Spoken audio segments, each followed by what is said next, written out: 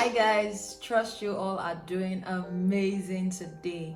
Today I'm going to be telling you everything you need to know about the event business in 2022. So if you're looking to start your own event business in 2022, this is a good video for you to watch.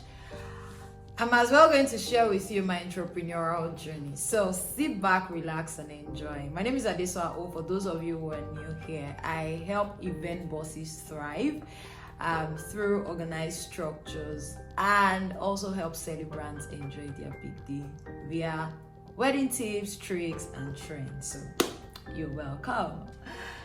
Guys, before we go on, kindly let me in on how you started your event business. If you are a certified event business owner watching this video right now, let me know in the comment section. The reason why is, I want to share a bit of how I got into the event industry. I always tell people that it wasn't something that I planned for. As a child, I wanted to be a doctor. As I grew older, I wanted to be a teacher. I studied geography education in the university, but see where I am, planning events. The beautiful thing is that I now get to teach events as well. So, event found me. In 2009, I was in my father's house, in front of my father's house, and one of my neighbors, saw me and we got talking. And he said, Adesoa, I think you would be very much interested in event planning. And I'm like, what is that? I've never heard of that before. And he was like, okay, I'm going to introduce you to someone. And I'm like, I'm all for it. So I met with then BC, pardon, now BC shooting there, Busy Bee events, and we got talking, and that was how I got into the event industry. It was really, challenging as well as amazing at the same time. How did I decide that this was it for me? We'll go for events and I'll discover that people had planners, but they would still have rowdy events. And I began to ask questions why. That was when I got to know that it actually takes the cooperation of both the clients and everyone to ensure a successful event. And I decided I was up for this. And in 2013, I took the course in event planning officially, and then I started to intern. I had mentors who held me by the hand. And yeah, here I am today. So guys, what are the learnings, right? I'm going to be sharing my learnings as well as my mistakes and, with you. One major thing that I learned during the course of growth, I'm still growing, starting the business and growing in the business, is you cannot do this alone. You need someone to hold you by the hand. So you need a mentor, you need to learn with someone, you need to probably intern with people. I know that a lot of people don't, they don't want to take interns nowadays and all of that, but I'm sure that there is still one person who would who would take you by the hand if you are persistent. Yes. So that was one key thing that I got right. What were my mistakes? There was no clear direction. I didn't have a direction whatsoever. I was just moving with the wind. Of course, I wasn't doing business. I just knew how to plan events, but I wasn't doing business at all. So, of course, I didn't have a clear direction whatsoever. No organizational structure, no financial structure. Money comes in and then I assume that I have a lot of money. And then, I didn't know how to charge accurately because I didn't know what my expenses were. If I didn't know what I was even spending my money on, how would I know what to charge accurately? So I wasn't charging accurately. I wasn't marketing. Instagram just started raining then, and I would just post on Instagram, but I wasn't marketing because posting on Instagram is not marketing, right? So I wasn't doing any of those things. My communication skill was zero. I didn't know how to, which is part of sales. I didn't know how to communicate with my clients from the point of inquiry to being actual clients. because there was no structure as well, I didn't even know how to carry them through. Okay, this is my work procedure, this is what you need to know, and all of those things. It was just a complete disaster, starting. And then what did I now do differently?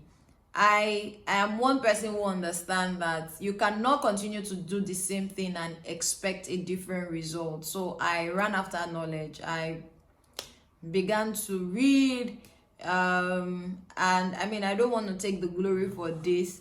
My husband, now then boyfriend, actually held me by the hand and taught me most of what I know today, where running a business is concerned. So I started to learn about structures, organizational structure as an event business owner. So even if I am a one-man business, I don't run my business as a one-man. I run my business as a proper company, right? I started to understand what marketing is, how that in marketing you even need to have a goal, right? You need to have a goal of how many people do I want to reach, how do I want to reach them, right?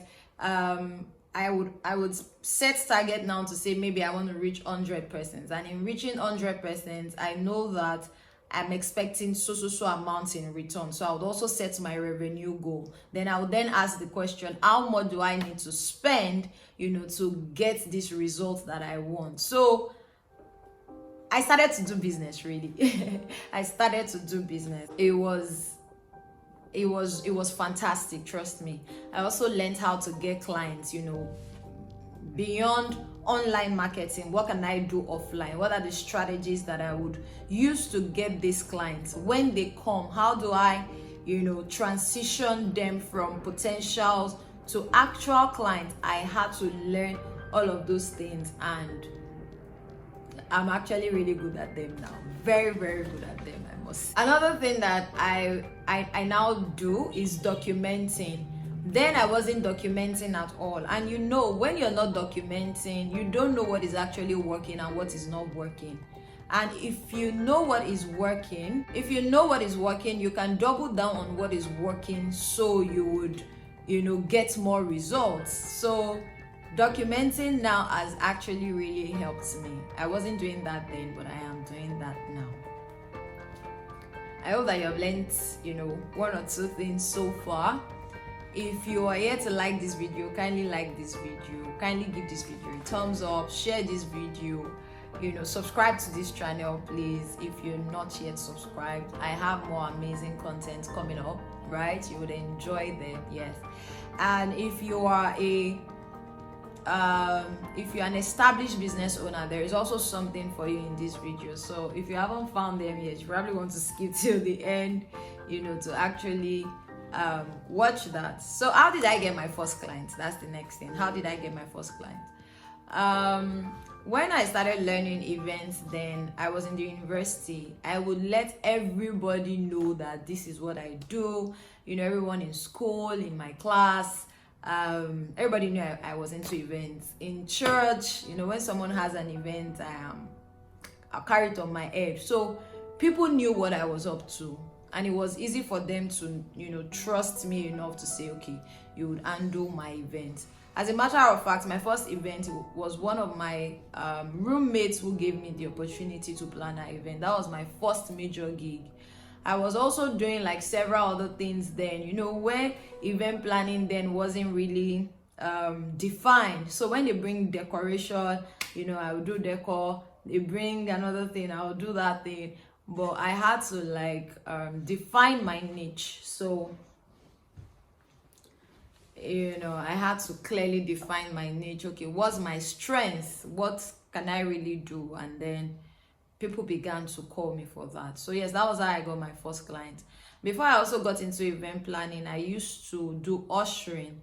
And then I met some amazing women in the course of that, and they started to call me for gigs, say, Adesoa, can you get me some girls and all of that. And that was how it really, really took off. I would also, I took a poll on my Instagram page where I told people to share how they got their first clients. I'll probably just leave that somewhere here, so that that can also inspire you on how you can get clients, because nothing much has changed. The way people get clients then is the way you can still get your clients today, right?